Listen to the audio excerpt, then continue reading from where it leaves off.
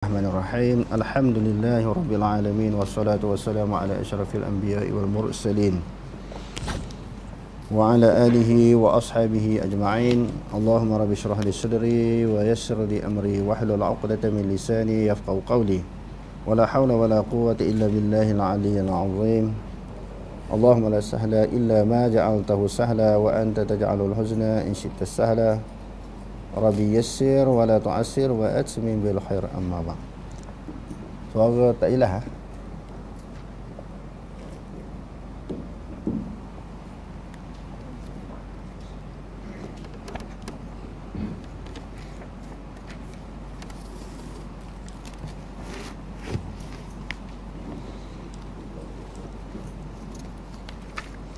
Bab yang ke-8, beriman dengan malaikat. Muka surat 312. Muka surat 312.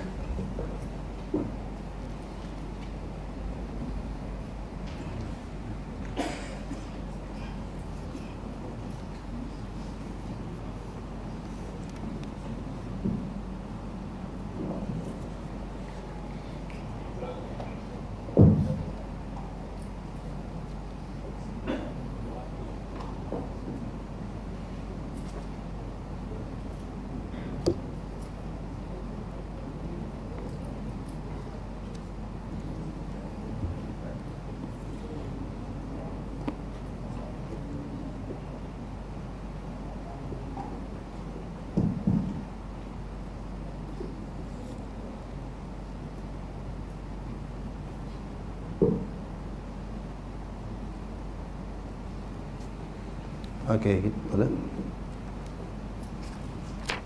Pendahuluan. Malaikat merupakan salah satu makhluk Allah Subhanahu Wa Taala dan juga hamba-hamba Allah Subhanahu Wa Taala. Mereka berbeza dengan manusia dari segi kejadian dan penciptaan. Ada yang mempunyai 2, 3 dan 4 sayap. Ada juga yang mempunyai 600 sayap, seperti mana yang dimiliki oleh Malaikat Jibril alaihissalam.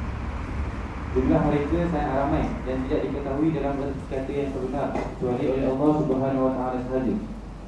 Mereka merupakan makhluk yang sangat taat dan patuh kepada Allah Subhanahu Wa Taala dan sekali-kali tidak pernah menderhakai mereka Allah Subhanahu Wa Taala.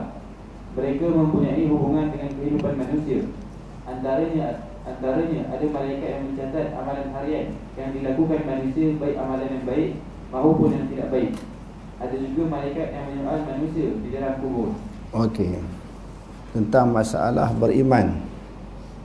Maknanya mempercayai wujudnya malaikat. Malaikat adalah merupakan sebahagian daripada makhluk Allah Subhanahu Wa Taala. Yang kedua, di sudut kejadiannya berbeza. Kejadian manusia, haiwan, binatang, tumbuhan, malaikat. Malaikat juga sebahagian daripada makhluk Allah.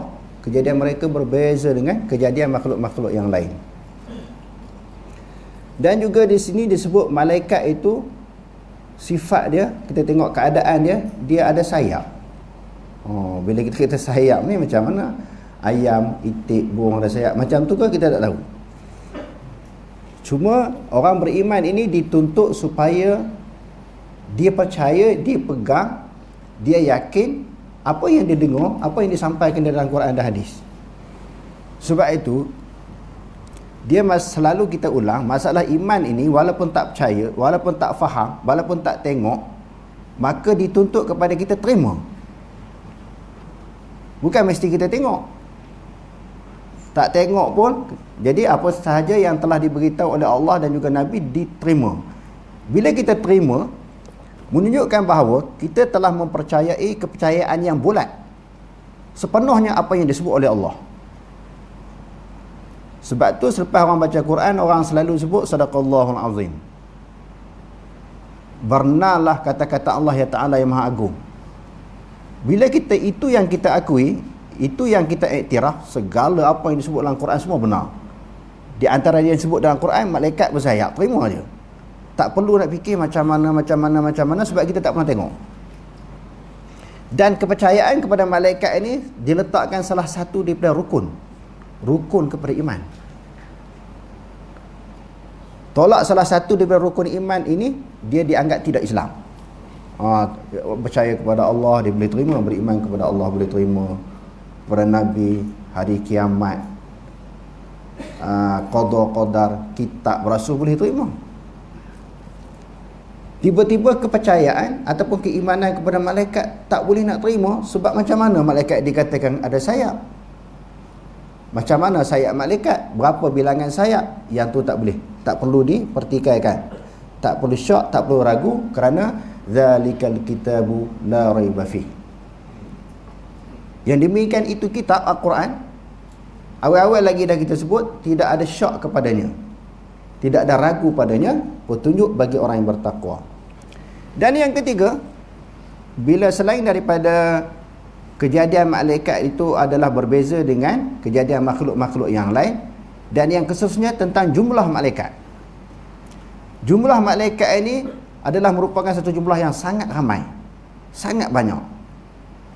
Dan disebut dalam Al-Quran, bilangan jumlah malaikat ini hanya diketahui oleh Allah. Dan Allah Subhanahu wa ta'ala pula, bila dia jadikan malaikat, disertakan dengan tugas masing-masing. Ada di kalangan malaikat yang disebut di dalam hadis, dia datang ke majlis-majlis ilmu. Itu sebahagian daripada tugas dia. Selain pada muka, nakir, raqib, atid, malik, ridwan tu kan, Israel, Israfil tu, dia ada lagi malaikat yang lain yang Allah Ta'ala utuskan. Setiap kali ada majlis ilmu, di mana sahaja diperintahkan supaya mereka datang. Innal malaikata la tad'u ajnihataha li talibil ilmi ridha'an bima yasna' wa man salaka tariqan yaltamisu fihi 'ilman sahhalallahu lahu tariqan ilal jannah. Sesungguhnya para malaikat Allah sentiasa menghamparkan sayapnya kepada penuntut-penuntut ilmu. Jadi para ulama ketika membahaskan hadis ini, ada malaikat yang sedang berterbangan di udara.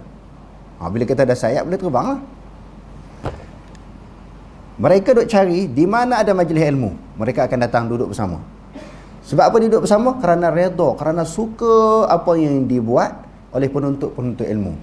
Sebab itu majlis ilmu juga disebut sebagai taman-taman syurga.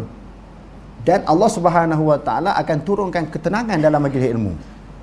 Sebab tu dalam majlis ilmu, majlis muzakarah juga adalah majlis ilmu, majlis debat juga adalah majlis ilmu. Kita tak boleh mengeluarkan kata-kata kotor, kata-kata kesat, walaupun kita berbeza pendapat dengan orang.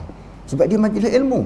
Kalau kita buat perkara-perkara yang disebutkan tadi, Allah Ta'ala tarik, maknanya keberkatan kita menuntut ilmu. Jadi dalam hadis yang kita bacakan tadi, malaikat sentiasa menghamparkan sayapnya kepada penuntut-penuntut ilmu kerana redha, suka apa yang penuntut ilmu lakukan. Apa yang penuntut ilmu lakukan? Dia sedang mengkaji, menghayati, mendalami ilmu-ilmu agama Islam. Lepas tu dia pergi bertemu dengan Allah, buat laporan. Hamba-mu sekian. Dalam waktu sekian, masa sekian, dia sedang menuntut ilmu, mencari keredaan-Mu, wahai Allah. Kan hadis yang selalu kita baca tu, malaikat ni dia silih berganti. Malaikat yang jaga siang, di waktu siang, dia turun selepas dia pada subuh. Lepas tu pula yang malaikat yang jaga malam, dia turun kepada bumi ini selepas daripada waktu asar. Yata'aqabuna malaikatun bin laili wa malaikatun bin nahar. Berselisihlah malaikat yang jaga di siang hari dan juga di malam hari. Bila dia bawa bertemu dengan Allah Ta'ala, dia pergi bertemu dengan Allah Ta'ala, contohnya malaikat yang turun asar tadi, asar sampai sekarang, dia naik pula bila? Subuh besok. Allah Ta'ala akan tanya, kaifa taraktum ibadi, bagaimanakah kamu meninggalkan hamba-hambaku? Dia sedang buat apa? Jadi kelebihannya kalau kita sedang menuntut ilmu, besok dia buat laporan kepada Allah, hamba-hambamu sedang mengaji, sedang mendalami ilmu. Kita tengok, ini sebahagian daripada tugas malaikat. Ada di kalangan malaikat pula jaga orang yang beriman. Tak disebut dalam hadis Nabi kan. Ada di kalangan malaikat pula berdoa orang yang berada di dalam masjid, intizarus salah ba'da salah, sentiasa didoakan oleh malaikat. Contohnya dia datang sembahyang maghrib, dia nak tunggu waktu isya, dia tak keluar lagi daripada masjid ataupun surau, tempat-tempat yang didirikan sembahyang berjemaah. Malaikat sentiasa berdoa, Allahumma ighfir lahu warhamhu, ampunkanlah dia, rahmatilah dia. Selama mana dia doa tu, selama mana berada di dalam masjid dan juga di surau. Pendek kata, maknanya kesimpulannya, malaikat ni di samping bilangan dia yang ramai, yang banyak, ditugaskan dengan tugasan masing-masing. Semua ada peranan. Jadi kalau padan tuan-tuan, dengan kita disuruh kita beriman kepada 6 rukun. Kalau kita betul-betul beriman kepada malaikat sahaja, sudah cukup mendidik diri kita jadi orang yang baik. Tapi kalau beriman kepada 6, lagilah jadi baik. Sebab apa? Setiap gerak-geri perjalanan hidup kita, segala aktiviti kita, siang, malam, pagi, petang, semua diperhatikan oleh malaikat. Dan semua dicatat oleh malaikat. Beranikah kita nak buat jahat, nak buat dosa, nak buat mungkar, walaupun orang tak nampak? Bila kita faham betul-betul gerun, takut. Orang tak nampak, tapi malaikat sentiasa nampak, sentiasa catat, tulis apa yang kita buat. Tak terlepas juga, selain dapat malaikat, dijadikan sebagai bumi Allah Ta'ala, dia jadi saksi, akan buat laporan kepada Allah apa yang kita buat di atas muka bumi. Berani ke kita nak buat dosa, nak buat maksiat mungkar di hadapan, di belakang mata manusia yang tidak diketahui, tidak dilihat, tetapi malaikat sentiasa melihat. Okey, terus firman Allah Subhanahu wa taala, ya ayyuhalladzina amanu qu anfusakum wa ahlikum nar waquduha an-nas wal hijaratu 'alayha malaikatun ghiladun shidadun la ya'tuna Allah ma amarahum wa yaf'aluna ma yu'marun. Maksudnya, wahai orang-orang yang beriman, peliharalah diri kamu dan keluarga kamu dari neraka yang bahan-bahan bakarannya manusia dan batu berhala. Neraka itu dijaga dan dikawal oleh malaikat-malaikat yang keras kasar layanannya. Mereka tidak menderhaka kepada Allah dalam segala yang diperintahkannya kepada mereka, dan mereka pula tetap melakukan segala yang diperintahkan. Maksud malaikat merupakan... Okey, kita tengok dalam huraian ayat tadi. Wahai orang-orang yang beriman. Jadi bila para ulama tafsir sebut, bila kata sebut orang beriman, kita orang Islam yang beriman ni kena rasa tersentuh, kena rasa khitab itu kepada aku. Allah Ta'ala menyeru aku sendiri, Allah Ta'ala memanggil aku sendiri. Ya ayyuhallazina amanu kutiba alaikumusiyam, kan? Semua ayat-ayat ya ayyuhallazina amanu itu maknanya Allah Ta'ala menyentuh diri kita sendiri, memberi peringatan kepada diri kita sendiri. Qu anfusakum wa ahlikum nara, peliharalah diri kamu dan juga ahli kamu daripada api neraka. Di sini Allah Ta'ala, para ulama tafsir menyebut mausufatun bihadhil awsaf al-lafziyah wa wiqayatul anfus bil ilzamiha amrallah. Dia kata di sini, peliharalah diri kamu dan juga ahli kamu daripada api neraka. Siapa dia yang nak kena pelihara diri, nak kena jaga diri? Iaitu orang-orang yang beriman, yang disifatkan oleh Allah Ta'ala, yang mempunyai ciri-ciri sifat orang beriman. Banyak sangat ayat yang telah kita baca di dalam majlis ilmu. Ciri orang beriman, innamal mu'minuna alladhina idza dzukirallahu wajilat qulubuhum wa idza tuliyat 'alaihim ayatuhu zadatuhum imana wa 'ala rabbihim yatawakkalun, dan ayat-ayat yang lain. Sebab apa saya sebut ayat-ayat yang lain? Kalau nak baca ciri-ciri dan sifat-sifat orang beriman yang disebut dalam Quran ni terlalu banyak. Jadi padan kita sebut bahawa bila Allah Ta'ala sebut orang beriman, dia sebut ciri-ciri orang beriman. Jadi ayat ini nak menunjukkan bahawa orang-orang yang mempunyai ciri-ciri tersebut, sifat-sifat tersebut, dia termasuk di dalam khitab ayat ini. Apa maksud khitab? Allah Ta'ala tuju kepada mereka. Dia kata supaya wa wiqayatul anfusi bil ilzamiha amrallah, memelihara diri mereka dengan melazimkan, melaksanakan amrallah, perintah Allah, imtisalan, maknanya menjunjung tinggi perintah Allah Subhanahu wa taala. Apa makna menjunjung tinggi? Segala perintah dilaksanakan tanpa bantahan. Sami'na wa ata'na, kami dengar dan kami patuh. Wa nahyahu ijtinaban, dan tegahannya hendaklah dijauhi. Berapa banyak tegahan Allah Ta'ala yang Allah Ta'ala sebut la taqrabu tu kan, banyak dalam Al-Quran. Selain daripada dalam Quran, disebut dalam hadis Nabi. Berapa banyak larangan Allah dan juga Nabi semua hendaklah dijauhi. Bukan sahaja ditinggalkan, dijauhi. Wa taubata amma yaskhutullah, dan bertaubat sesuatu yang mengundang kemurkaan Allah Subhanahu wa taala, wa yujibul azab, dan mewajibkan azab. Maknanya sesuatu yang menyebabkan kita diseksa dalam kubur, sesuatu perkara yang menyebabkan kita akan dicampur oleh Allah Taala dan neraka. Semua kita kena pelihara, kita kena jaga, dan kita kena jauhi. Yang kedua, wa wiqayatul ahli wal auladi bi ta'dibihim wa ta'limihim wa ijbarihim ala amrillah, dan pelihara juga ahli keluarga kamu. Ahli di sini orang Arab disebut, biasanya isteri disebut dengan ahli. Innahu laisa min ahlik innahu amalun ghairu salih. Dalam Quran pun sebut isteri dengan makna ahli. Ahli ini dia ada beberapa makna. Isteri pun dipanggil ahli, kaum keluarga pun dipanggil ahli, pengikut pun dipanggil ahli. Tapi yang dimaksudkan sini ahli dengan makna isteri. Jaga isteri kamu supaya jangan melakukan perkara yang menyebabkan dia dicampur dalam neraka. Wa aulad, dan juga anak-anak. Jaga anak-anak kita daripada terjebak daripada perbuatan yang mencampurkan diri mereka ke dalam neraka. Diri kita, isteri, dan juga anak-anak. Dengan apa dia kata? Bi ta'dibihin, dengan ajar adab. Akhlak. Adab ni akhlak, budi pekerti, perangai. Bahkan para ulama kata bukan ajar ilmu dulu.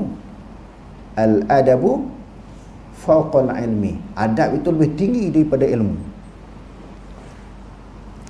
Sebab apa hadirin sekalian? Sebab orang berilmu pun kalau tak ada adab, tak ada nilai. Tak ada nilai alim macam mana pun, hebat macam mana pun, cerdik macam mana pun, tak ada adab. Tak ada nilai ilmu yang tinggi. Sebaliknya, orang yang mempunyai budi pekerti, adab yang baik, maka dia lebih tinggi daripada kedudukannya orang yang berilmu. Di antara tugas yang ditugaskan oleh Allah kepada para rasul, khususnya Nabi Muhammad SAW, mengajar adab, budi pekerti, dan akhlak yang luhur. Bu'istu liutammima makarimal akhlak. Aku diutuskan untuk menyempurnakan akhlak yang mulia. Bukan bagi ilmu je. Yang ni kita kena belajar adab ni.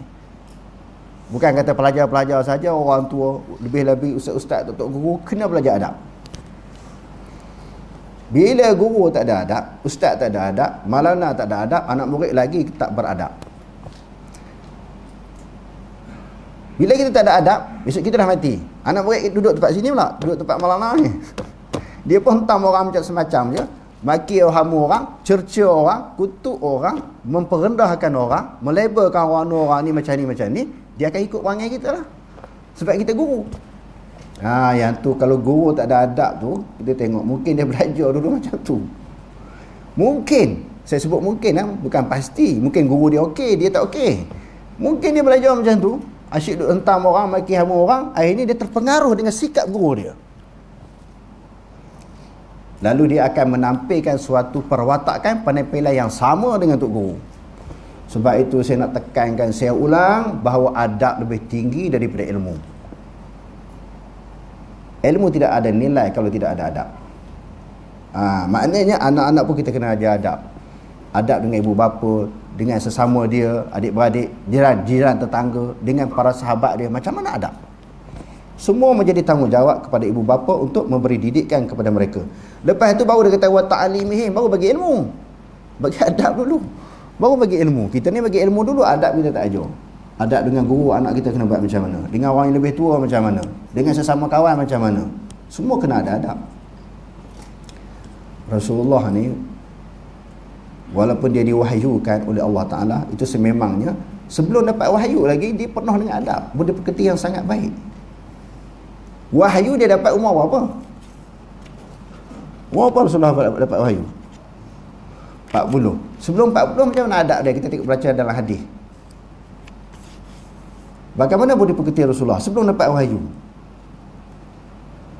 Dia mempunyai adab yang sangat mulia. Masih kecil-kecil lagi. Sebab tu orang gelar dia, apa dia? Al-Amin, jujur, amanah, berjuru.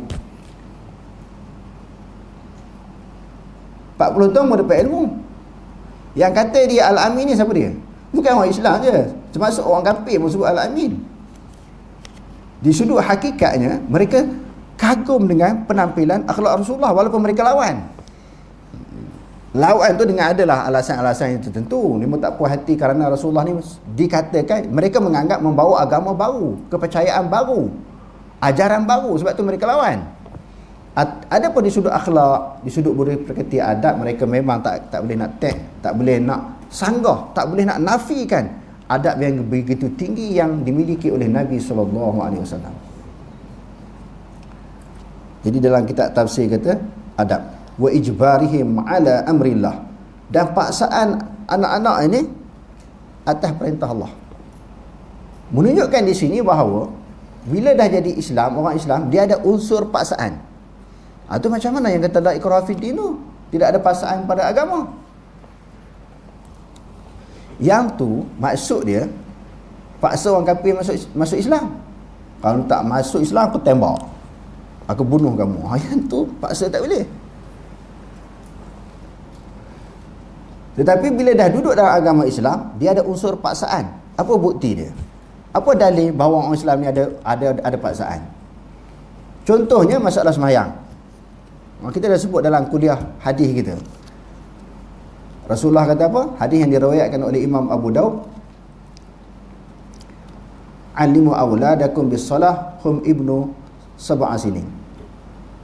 Ajarlah anak kamu sembahyang ketika umur berapa? 7 tahun. Wadribuhum 'alaiha hum ibnu asyara sinin. Pukullah mereka atas sembahyang. Atas sembahyang, atas meninggalkan sembahyang. Kalau tidak ada paksaan, kenapa suruh pukul? Tapi ulama bahas dah pula dalam kitab-kitab fiqh, pukul bukan mencederakan, bukan melukakan ataupun sehingga mematahkan tulang mereka. Tak. Pukulan yang sederhana, sekadar litakdib, sebagai untuk nak bagi didikkan latihannya, bukan nak mencederakan. Ada unsur paksaan. Ijbar, maknanya ada paksaan.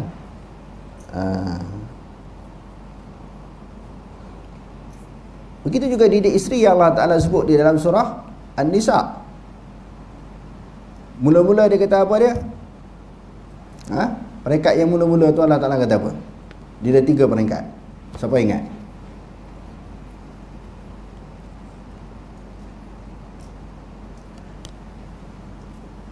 Allah Ta'ala kata yang pertama, bagi tazkirah, peringatan. Maknanya wa'izuhum, bagi peringatan kepada mereka, bagi nasihat. Isteri yang derhaka, isteri yang melakukan dosa, kesalahan ni, bagi nasihat. Yang kedua, farriquhum anil madaja, pisah tempat tidur, jangan tidur sekali. Tu ada unsur paksaan tu. Suruh dia tidur luar bilik ke, jangan tidur sekali. Kita tidur atas, dia tidur bawah ke, sebagai satu amaran. Lepas tu wadribuhun, Allah Ta'ala berkata boleh pukul.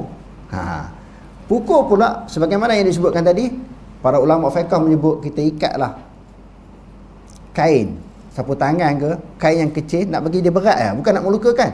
Pukul nak bagi dia apa? Nak bagi dia rasa malu. Sebab manusia ni antara sakit dengan malu, dia takut malu lagi. Orang nak kena belas sebat dalam penjara ni, angkat beberapa orang petugas penjara saja tengok angkat tinggi. Ada pun hukuman Islam, walaupun tak angkat tinggi, sekadar tu tak boleh angkat tangan. Angkat tangan pun tak boleh. Disaksikan di halayak ramai, sebagaimana yang Allah Ta'ala sebut di dalam surah An-Nur. Disebat orang yang berzina di halayak ramai, walaupun sakitnya berkurangan, sangat kurang, tapi bila dilihat oleh mata-mata orang yang ramai tu, dia rasa malu. Jadi manusia ni Allah Ta'ala tahu dah, jadi Allah Ta'ala yang menjadikan manusia dan menjadi hati manusia. Dia tahu macam mana perasaan manusia. Dia lebih takut malu daripada sakit. Maknanya sebab itu ada, bila dah masuk Islam, ada unsur paksaan. Fala yaslamul abdu illa idza qama bima amara Allah bihi fi nafsihi wa fi man tahta wilayatihi wa tasarrufihi. Tidak akan selamat seseorang hamba melainkan dia menegakkan perintah Allah di atas diri dia dan di atas orang yang di bawah jagaan dia. Tak selamat kita ni tuan-tuan. dunia akhirat tak selamat kalau kita tak ikut perintah Allah. Kita sendiri tak selamat. Dunia akhirat kita tak akan selamat. Berdasarkan kepada ayat ni, tak akan selamat. Melainkan kita melaksanakan perintah Allah pada diri kita, isteri kita dan juga anak-anak. Diri kita sendiri saja tak cukup. Kalau isteri kita tidak ikut syariat, tak ikut agama Allah Ta'ala, tak beramal dengan amalan Islam, okey, suami isteri dah okey dah, kaki surau, kaki masjid, kaki mengaji. Anak pula macam mana? Tak selamat juga kita ni tuan-tuan. Bila kita fikir hai kita, hai keluarga kita, tak sempat nak cari kesalahan orang lain, tak sempat nak cari kelemahan pada orang lain. Hak kita sendiri pun banyak kelemahan. Dan Allah Ta'ala sebut lagi dalam ayat yang kita bacakan tadi, para ulama telah mentafsirkan wa wasafallahu an-nara bihadhihi al-awsaf. Allah Ta'ala mensifatkan akan neraka itu dengan sifat-sifat yang dengan ini sifat. Sifat neraka tu apa dia tadi? Bahan bakarnya adalah manusia dan juga batu-batu. Nak bakar manusia tu, kita kata bahan bakarnya kayu contohnya kan. Nak bakar manusia tu, bahan bakarnya adalah manusia yang kafir. Batu-batu berhala yang disembah oleh orang kafir. Tu bahan bakarnya. Lepas tu dia cerita pula bagaimana sifat neraka ini. Selain daripada bahan bakarnya manusia dan batu, alaiha malaikatun ghilazun, malaikat yang bengis, syidad, keras. Kalau jaga syurga, malaikat yang sopan santun, lemah lembut, nak bagi penghuni syurga tu rasa seronok, riang, gembira. Bila masuk syurga tu pun, sebelum menikmati akan nikmat-nikmat syurga, dah rasa seronok. Tetapi sebaliknya orang yang dihumban dalam neraka, layanan neraka ni sangat dahsyat. Tengok malaikat bengis, keras, tak ada cakap sopan santun, tak ada. Percakapan malaikat itu sahaja menggerunkan ahli neraka. Belum lagi kena siksaan. Cuba kita bayang. Padan dengan satu ayat ni dah untuk dia jadi baik kan. Tapi manusia ni dia terdedah dengan kelemahan. Sebuah Quran pun kadang-kadang tak baik juga. Padan dengan satu ayat ni untuk dia jadi bertakwa kepada Allah, untuk takut kepada Allah Ta'ala, padan dengan satu ayat ni. Tapi Allah Ta'ala turun 30 juzuk Al-Quran, 114 surah, 6,000 ayat lebih, tak jadi baik juga. Itu kelemahan diri kita masing-masing. Itu sifat neraka yang sangat menggerunkan, yang digambarkan oleh Allah Ta'ala di dalam ayat yang kita bacakan tadi.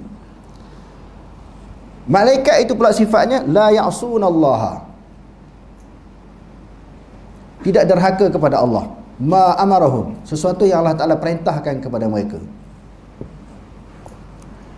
Di antara kerja malaikat apa dia tuan-tuan, selain pada kerja-kerja yang kita sebutkan tadi? Di antaranya menyoal siasat orang yang telah dikebumikan dalam kubur. Dia tanya. Sebab itu ternafi dakwaan,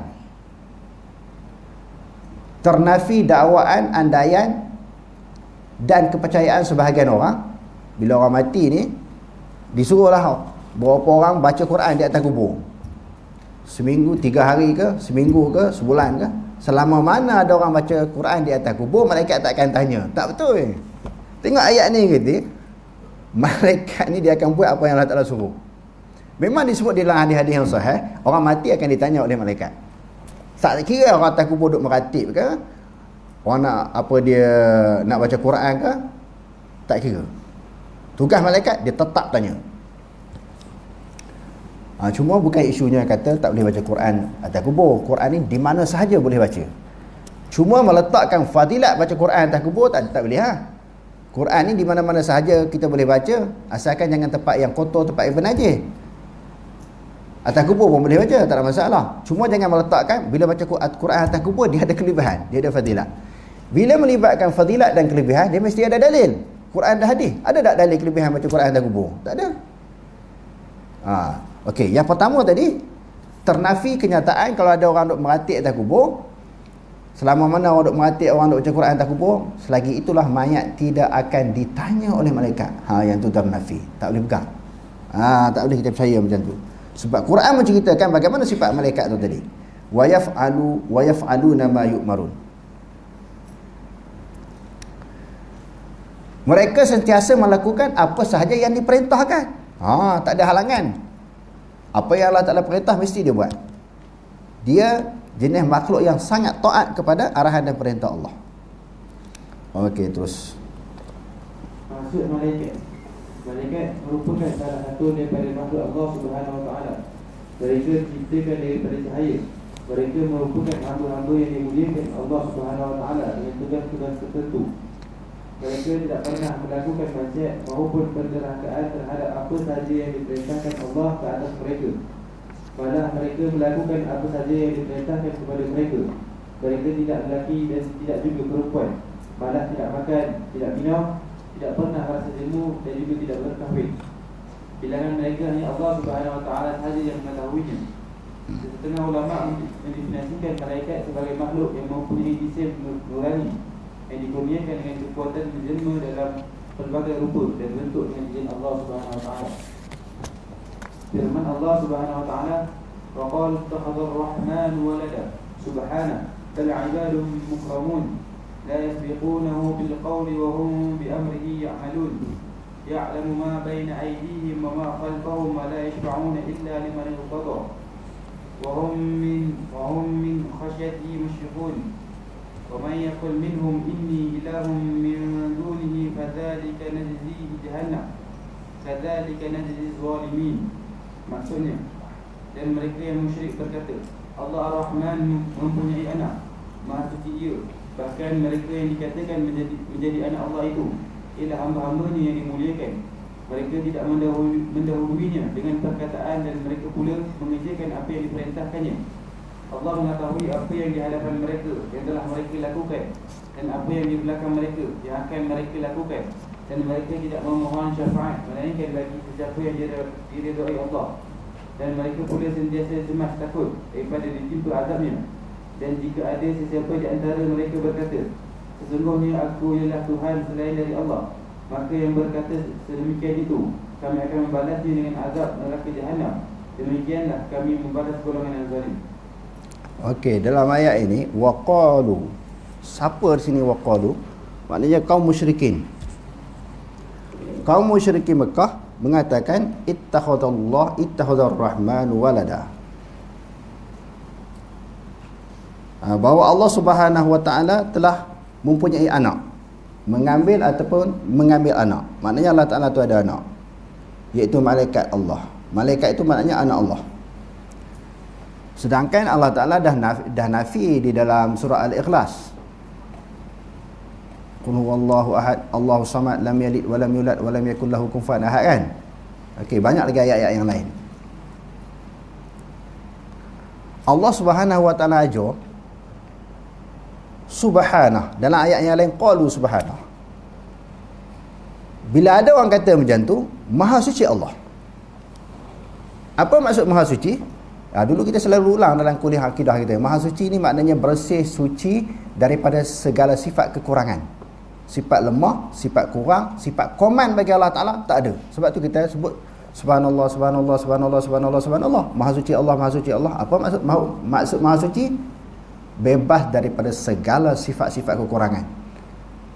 Manusia terdedah dengan sifat kekurangan. Allah Ta'ala tu mukhalafatuhu ta'ala lil hawadis. Bersalahan tak sama Allah Ta'ala dengan baharu.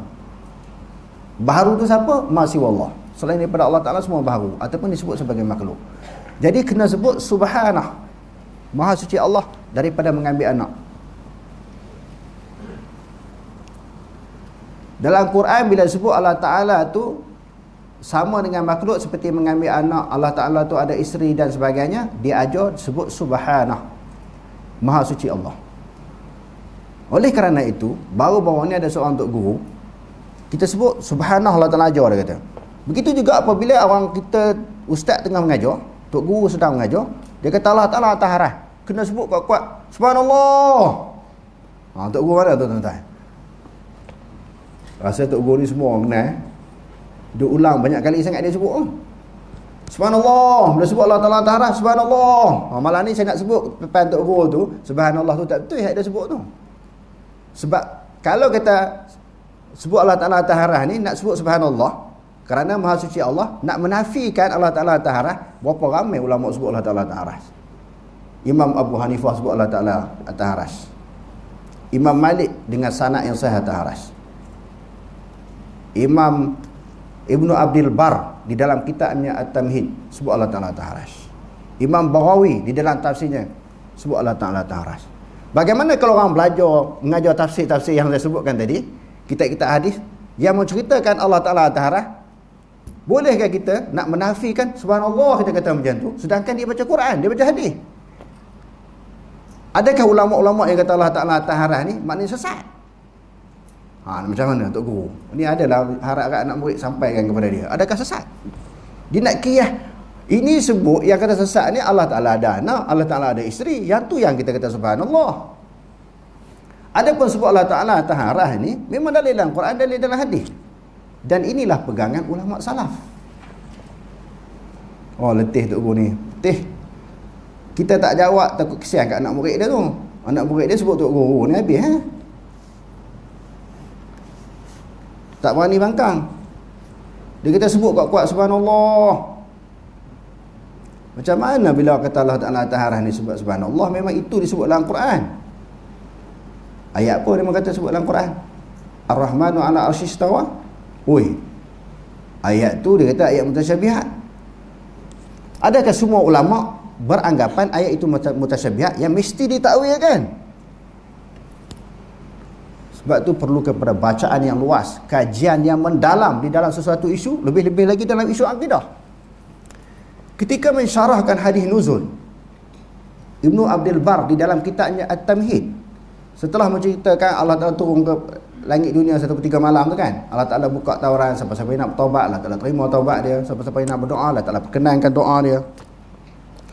Ibnu Abdul Bar bagi menyokong pegangan dia setelah dia mengatakan Allah Ta'ala itu di atas arasy berdasarkan kepada hadis ini, lalu dia buat mari ayat Ar-Rahmanu ala arsyistawa. Sesat ke Ibnu Abdul Bar ni, seorang ulama besar di dalam mazhab Maliki. Saya kadang-kadang cerita masalah ni jadi macam dah banyak sangat jadi jemur Allah Ta'ala atas ni. Tapi masih ramai lagi orang tak boleh terima. Bila sebut Allah Ta'ala atas kita menempatkan Allah. Kita mengatakan Allah Ta'ala ada tempat, sedangkan tempat itu baharu. Dia punya faham macam tu. Tempat itu makhluk, Allah Ta'ala berhajat kepada makhluk. Jadi Allah Ta'ala sama macam makhluk. Jadi rendahlah Allah Ta'ala bila kata berhajat kepada tempat. Begitu juga bila kita menjihahkan Allah, mengatakan Allah Ta'ala ada sudut atas, ada arah atas. Arah atas, bawah, kiri, kanan ni itu sifat makhluk. Makhluk yang perlukan arah, Allah Ta'ala tak perlu. Ulama-ulama salah bila dia kata atas arah, dia tak nafi, dia tak bahas dah. Kerana hakikatnya Allah Ta'ala saja yang mengetahui. Cuma alhamdulillah tuan-tuan, kita duk cerita berpuluh-puluh kali, mungkin ratus kali dalam isu dalam isu saya lah. Kita ni maknanya dengan saya. Ada kita dengan makna ramai-ramai, ada kita dengan makna saya. Saya duk cerita ni puluh kali, mungkin ratus kali, dah 20 tahun lebih, mungkin ratus kali saya cerita Allah Ta'ala ta'arah, Allah Ta'ala ada tangan. Jadi orang kadang-kadang orang tak faham, dia tanya balik, kita terang, akhirnya jadi faham. Yang berpegang pada Asy'ariyah pun bila dia mengaji dengan kita, akhirnya dia pegang, dia tukar China dia tukar pegangan dia dia tukar fahaman dia pegang salah. Banyak hak duk ngaji, mungkin sini yang ramai ni pun mungkin dulu Asy'ariyah juga. Dan kita tidak pernah menafikan Asy'ariyah sebahagian daripada Ahlussunnah wal Jamaah. Bila kita terang, kadang-kadang orang yang menentang, dia terfikir. Banyak kali sangat kita terang, entah dia ada dalil. Sememangnya memang kita ada dalil. Orang terfikir balik. Dan kita sebut secara jelas dan terang, berkali-kali juga kita ulang, Asy'ariyah sebahagian daripada Ahlussunnah wal Jamaah. Kita tidak menafikan, mengeluarkan mereka daripada Ahlussunnah wal Jamaah. Jadi alhamdulillah, bersyukur kepada Allah Ta'ala. Semalam sekolah kita ini, ni sebut dengan nama sekolah kita. Sebab bukan saya buat seorang. Derma pun derma tuan-tuan, bilangan yang ramai. Hak ni kita sebut dengan jumlah yang kita.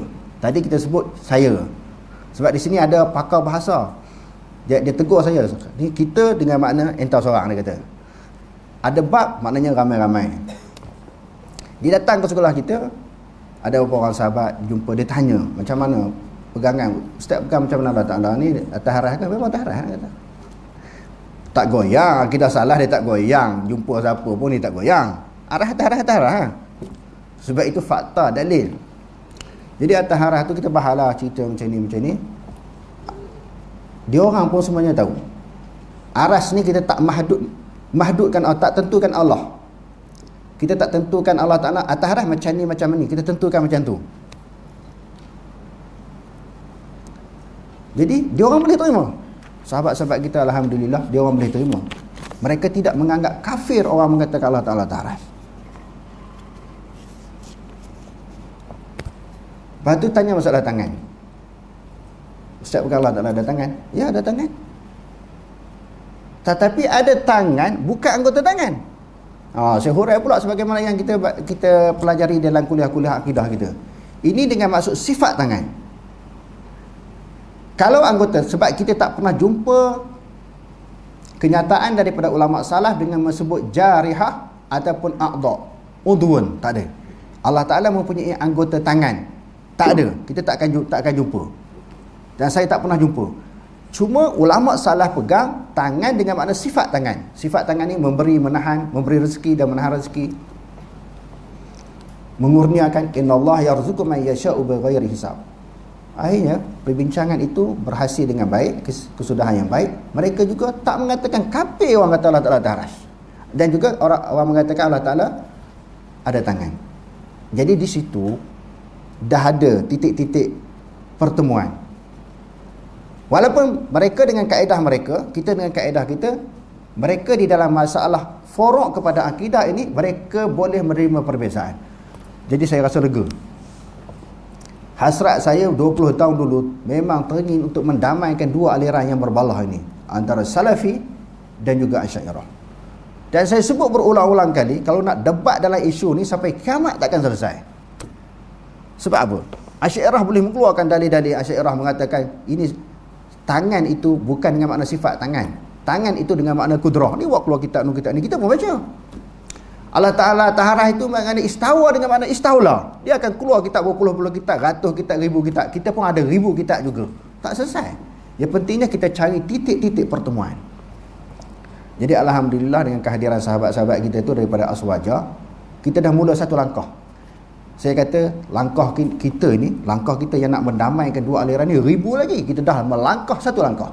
Kita dah melangkah satu tangga. Kita telah bergerak. Dan alhamdulillah saya menyebut kepada mereka, insya-Allah saya dengan sahabat-sahabat yang lain akan membuat lawatan balas balik jumpa mereka. Maknanya kita ziarah mereka untuk tujuan mahabbah. Kalau tak buat macam tu, kita akan berperang lah. Kita mati. Generasi yang akan datang yang mengaji salah macam ni, dia akan serang khalaf. Khalaf pula pengaji cara dia, kaedah dia macam tu, pemikiran dia macam tu, dia akan lawan pula salah. Dia tak selesai. Masalah tak akan selesai, tapi sekurang-kurangnya kita dapat mengurangkan masalah. Sekurang-kurangnya dapat mengurangkan masalah. Selesai tak akan selesai. Jadi yang pentingnya, kalau orang yang berilmu, sama ada daripada golongan Salafi ataupun Asy'ariyah, dia boleh terima perbezaan pendapat. Yang tak boleh terima ni mana-mana kumpulan yang ekstrim kerana tak ada maklumat. Dia tak baca, dia tidak mengkaji. Tu dia lawan. Sebagaimana individu ni lah yang kita sebut tadi. Bila sebut Allah Ta'ala subhanallah, dia tak boleh terima langsung. Dia tak buat kajian. Dia tidak membuat bacaan yang meluas. Dia tidak mengkaji di dalam masalah yang menjadi perselisihan di dalam masyarakat. Dia tak kaji. Dia duduk pegang cara dia je. Jadi sahabat-sahabat kita ini pun, mereka tak boleh terima juga Asy'ariyah yang ekstrim, yang keras tak boleh terima. Saya pun macam tu juga saya kata. Orang Salafi yang keras, yang ekstrim kita tak boleh terima. Walaupun kita yakin inilah pegangan yang paling tepat, tetapi kita juga dalam waktu yang sama kita kena menyantuni dan kita berlapang dada orang yang berbeza pendapat dengan kita. Dan ditanyakan soalan lagi kepada saya, siapakah ahli sunnah wal jamaah? Saya kata ahli sunnah wal jamaah terbahagi kepada 3. Sebagaimana yang disebut di dalam Ithaf Sadatil Muttaqin, Imam Zabidi syarah kepada Ihya Ulumuddin di juzuk yang jilid yang kedua. Golongan ahli sunnah yang pertama adalah golongan salafi ini, Athari, yang dalil mereka direct Quran hadis, khususnya di dalam masalah akidah. Yang kedua saya kata Asy'ariyah Maturidiyah, termasuk di dalam ahli sunnah wal jamaah. Bukan dua, bahkan satu lagi ahlul kashfi wal wujdan, golongan tasawuf yang tak bercanggah dengan Quran dan hadis. Mereka juga tergolong daripada ahli sunnah wal jamaah. Bukan kita menyempitkan ahli sunnah wal jamaah kumpulan kita sahaja, tak boleh. Dan kita menafikan aliran-aliran lain terkeluar daripada ahli sunnah wal jamaah. Maknanya beberapa benda besar, asas ataupun dasar disepakati, maka tidak boleh mengkufurkan di antara satu sama lain. Perselisihan ini adalah merupakan furuk akidah sahaja. Ia bukan usul kepada akidah. Dan insya-Allah akan diikuti dengan muzakarah yang berikutnya, siri-siri yang berikutnya. Insya-Allah kita berdoa kepada Allah supaya dua aliran yang bertelagah 1000 tahun lebih ini, kalau di Malaysia ini sekurang-kurangnya dapat diredakan. Nak damaikan 100% sehingga tak timbul masalah langsung, tidak berlaku serang menyerang, itu mustahil. Sebab dia kaedah yang berbeza, mesti akan berlaku pertembungan. Cumanya kita boleh meredakan keadaan. Saling tasamuh, bertolak ansur di antara satu sama lain walaupun berbeza. Kerana apa? Kedua-dua aliran ini semuanya nak mentangzihkan Allah. Apa maksud mentangzihkan Allah? Nak menyucikan Allah Ta'ala daripada bersifat dengan sifat baharu.